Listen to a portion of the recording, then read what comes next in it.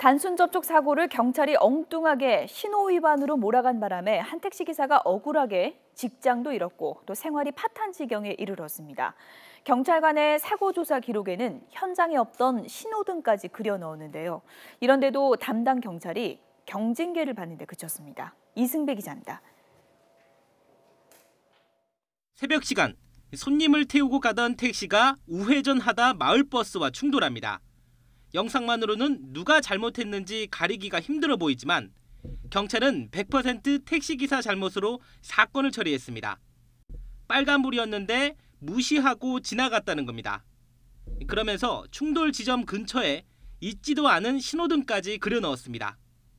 좀 벌금 내려고 기다렸는데 이제 기소까지 당하고 보니까 일단 좀 이해가 안 갔죠.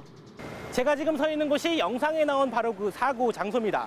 경찰이 작성한 최초 기록을 보면 뒤로 보이는 저 전봇대가 있는 곳에 신호등이 설치가 돼 있는 걸로 되어 있습니다. 하지만 보시는 것처럼 아무것도 없습니다. 애초에 현장 조사 자체가 잘못됐는데도 검찰은 경찰이 남긴 기록만 보고 신호 위반 사건으로 정식 재판에 넘겼습니다.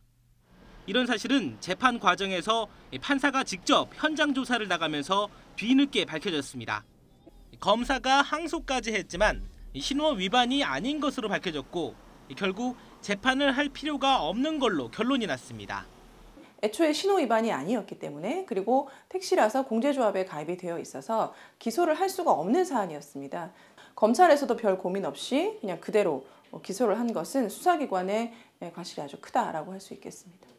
재판부가 서류를 고쳐서 제출하라고 한 뒤에도 경찰은 문제가 된 신호등을 지우지 않고 똑같이 냈다가 또 한 번 망신을 샀습니다.